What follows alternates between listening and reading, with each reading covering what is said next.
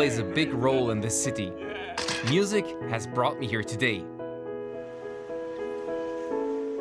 I am in Vienna, the capital of Austria. The historic Old Town is a UNESCO World Heritage Site.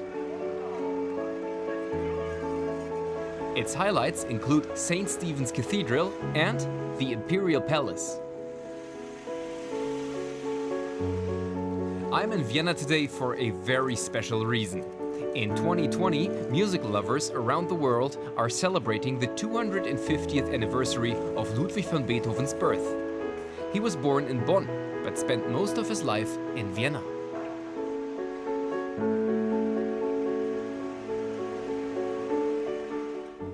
He lived here for over 3 decades and wrote his masterpieces. Today, I want to see how visible Ludwig van Beethoven still is in Vienna. What makes the city so attractive to musicians, and why was Beethoven so restless? I mean, during his time here, he moved on average once a year. As you can see, I have a lot of questions that need answering. One day in Vienna, following the footsteps of the great Beethoven. One of the top addresses for music lovers in Vienna is the Sound Museum, Haus der Musik. It's all about sounds and noises, and the exhibition starts in the stairwell.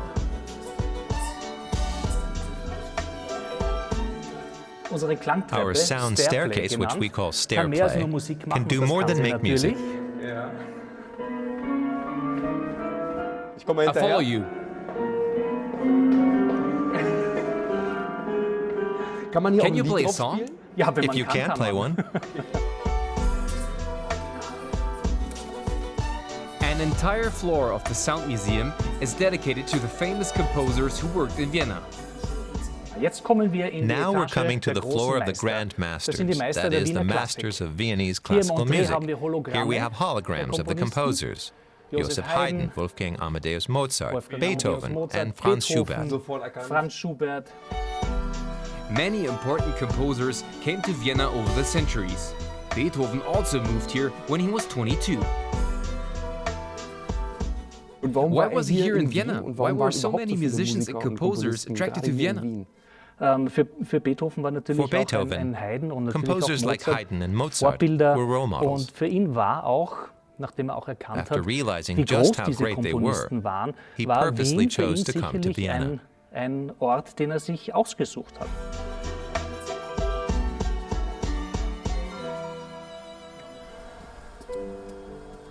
As I've already mentioned, Beethoven was a rather restless guy. He often moved in Vienna, and he even moved in and out of the apartment in the Mölkerbastei several times. The house belonged to one of Beethoven's patrons, Baron Pasqualati. His landlord remained loyal to him. Even when Beethoven moved elsewhere, the Baron did not rent out the apartment, but kept it so that the musician could return.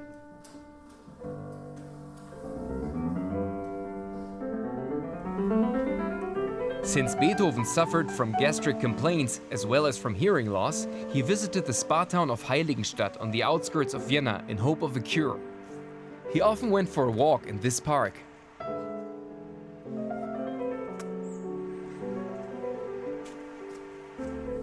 The building in the nearby Probusgasse houses Vienna's Beethoven Museum.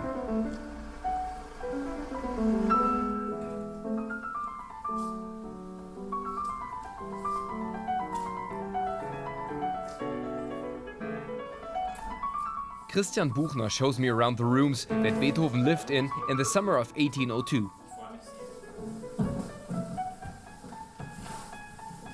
He was quite unsettled. He often moved. Why was that? Woran liegt das denn? Muss man sagen, kein He wasn't bequemer an easy Dichter. tenant. Das heißt, hat As his im Zuge der deafness progressed, Schwerhörigkeit immer he lauter composed natürlich louder and komponieren und louder, auf das slamming the Klavier piano with einschlagen his müssen. hands. Hat gegen die Wand He banged the geklopft, walls den to Takt beat geschlagen, time laut and sang gesungen loudly. und er hat eine lustige Angewohnheit And gehabt. whenever he got too Sobald hot vom while Komponieren composing, ersetzt war, he had a funny nimmt er habit einen of Kübel taking a Wasser und pail of schüttet sich water über den Kopf. and dumping it over his Das head. ist auch mit den heutigen Even with Fußböden today's flooring, that problematisch. would be Damals waren die problematic. Fußböden aber mit But back viel then, mehr the floors had Spalten, even so more das cracks for the Wasser water to rinnt run down, hinunter so his und die neighbors nächsten got Nachbarn moldy freuen sich walls. über Schimmelflecken an der Wand. Aber spricht sich sowas Didn't nicht word rum get unter den around Vermietern among in landlords here in Vienna? Den Beethoven, den lassen wir hier nicht rein? Völlig Absolutely. richtig. He Er always hat had immer wieder problems Probleme finding gehabt, Quartiere lodgings. zu finden. Beethoven's Heiligenstadt Testament became famous. In it, the composer describes his desperate situation, his fears about becoming deaf, and his isolation. Im Heiligenstädter His Testament Heiligenstädter Testament is also a justification. He writes about the incurable state of his ears, made worse by misguided doctors. He came here hoping to be healed. He was also suffering from a broken heart. But in 1802, he came to Heiligenstadt to be cured. So this letter is a justification of why he's so withdrawn, doesn't socialize much anymore, and has become such a loner. It's because he's uncomfortable saying, "Speak up, I can't hear you." As a musician, he finds this unbearable. He must also deal with jealous folks and enemies he's made due to his difficult temperament. So this letter attempts to correct his image a bit.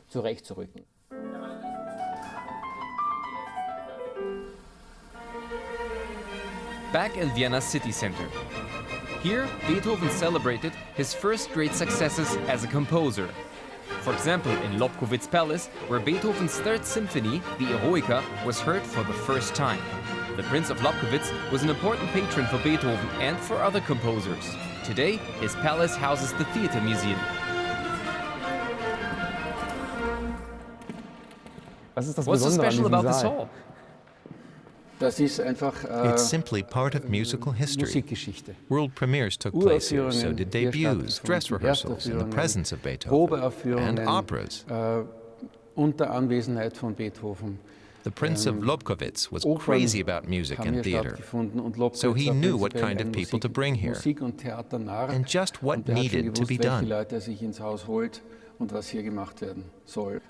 Why did Beethoven perform the Eroica here for the first time? In 1804, an opera by Salieri was performed here, and afterwards 2 rehearsals took place for the Eroica and the Triple Concerto. The bills prove that. They show that in addition to the musicians for the Salieri opera, a third French horn player was needed. And only one Beethoven symphony features a third French horn. So that's the indication.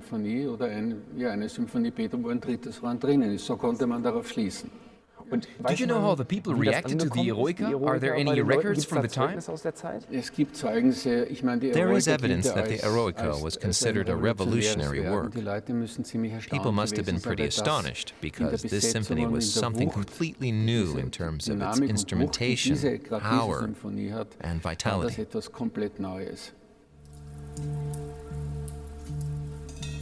My next stop is the Central Cemetery. It is one of the largest cemeteries in Europe. I have arranged to meet up with Gabriele Saedi.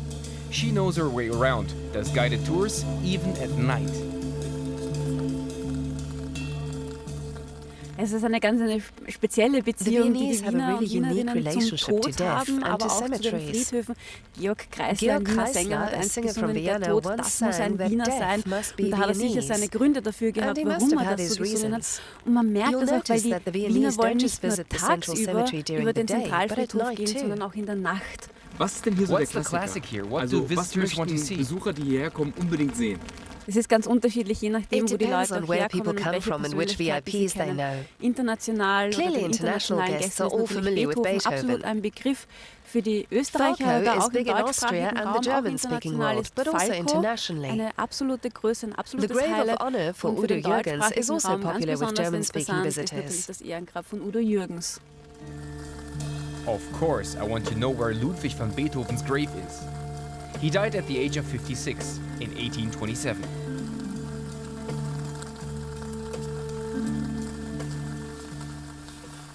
Wie kann man What would Beethoven's funeral have been like?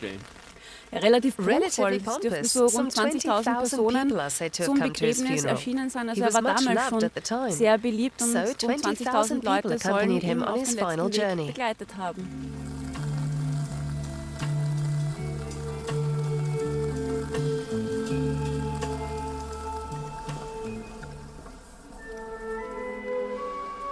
At the end of my journey in Beethoven's footsteps in Vienna, I want to combine something that is typical of Vienna and that's associated with Beethoven. Here in Café Fraunhuber, one of Vienna's oldest coffee houses, both Beethoven and Mozart gave small concerts. There's no music today, but I have a typical Austrian sweet dish. the Kaiserschmarrn.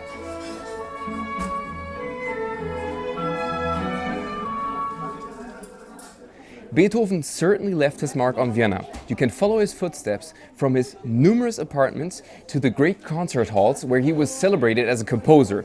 And if you do so, you will get an intimate look at who this man was as an artist, but also as a person. And of course, you get a good impression of his adopted hometown Vienna. Bye bye, see you soon.